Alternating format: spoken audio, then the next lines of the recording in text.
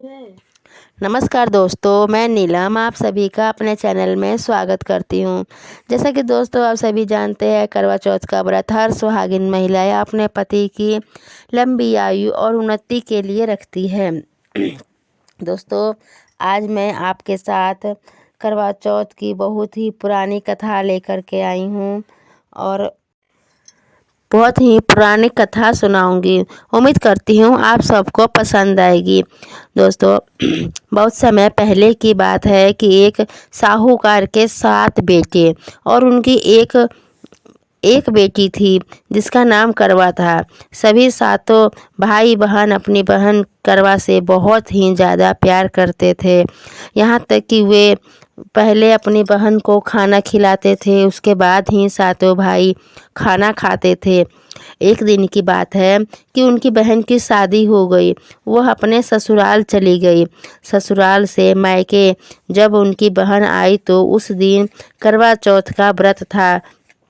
तो जो साहूकार की पत्नी और सातों भाभियों ने उनकी बहन ने व्रत रखा था करवा चौथ का, और उस दिन उनके भाई लोग व्यापार के लिए बाहर गए थे। जब शाम को व्यापार से घर लौटे तब उस दिन अपनी बहन को देखकर बहुत ही ज़्यादा खुश हुए। खाना लग गया, सातों भाई खाने खाने के लिए बैठे तो उन्होंने अपनी बहन को कहा, आओ बहन तुम भी खाना खा लो। तो इस पर बहन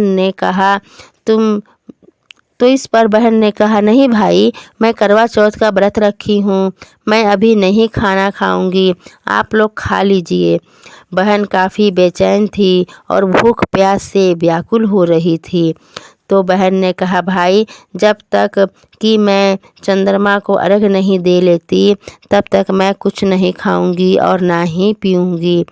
तब सबसे छोटे भाई ने अपनी बहन की हालत देखी नहीं गई और वह दूर पीपल के वृक्ष पर एक दिया जलाकर और एक छलनी से उस पर रख दिया।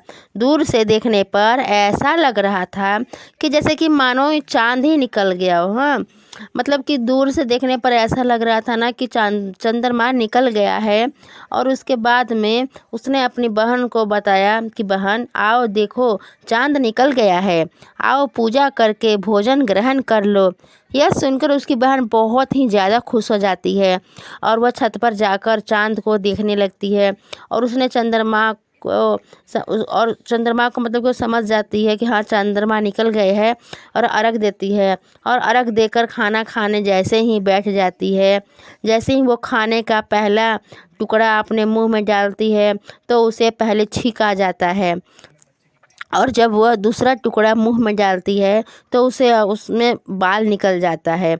और जैसे ही वह तीसरा टुकड़ा मुंह में डालने की कोशिश करती है तो उसके पति की मृत्यु की समाचार उसे मिल जाता है और वह बौखला जाती है और बेचैन हो जाती है। उसकी भाभी उसकी सच्चाई जानती थी कि उसके साथ ऐसा क्यों हुआ है।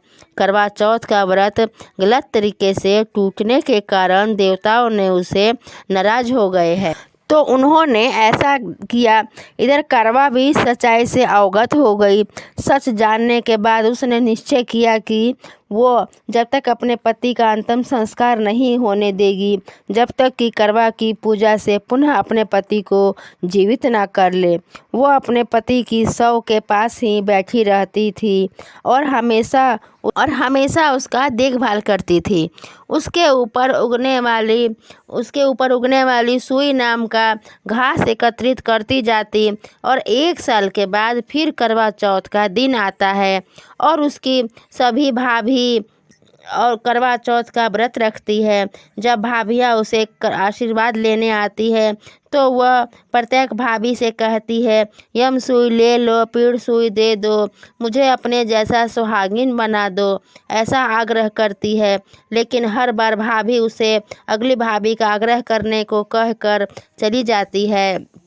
इस प्रकार जब छठे नंबर की भाभी की बारी आती है तो यह उससे बताती है कि यह सारा व्रत उसके छोटे भाई वजह से हुआ है। तो उसकी पत्नी इतनी शक्ति है कि वह तुम्हारे पति को दोबारा जीवित कर सकती है।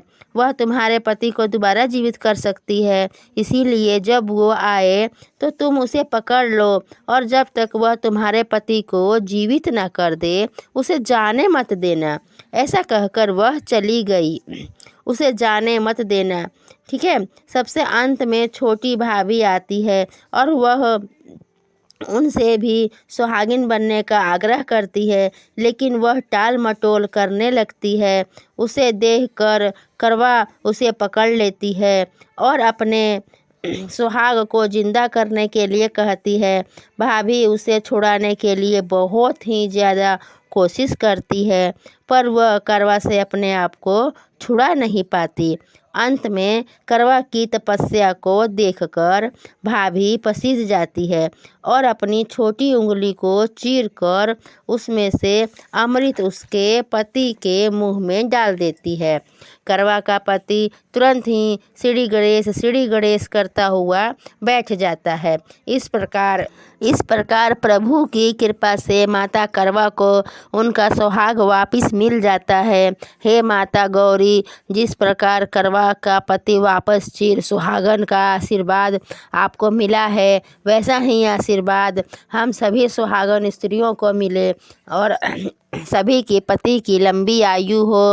हे बोलो करवा माता की जय। तो फ्रेंड्स, आपको हमारा ये वीडियो कैसा लगा प्लीज़ कमेंट करके ज़रूर बताइएगा और कमेंट में जय माता दी ज़रूर लिखिएगा।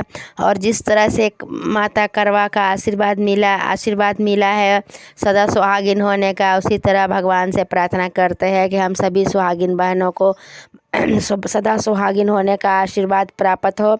और प्लीज़ वीडियो को लाइक ज़रूर कीजिएगा और चैनल को सब्सक्राइब भी ज़रूर कर लीजिए। आप सभी को करवा चौथ की हार्दिक शुभकामनाएं। आपका व्रत सफल हो। जय माता।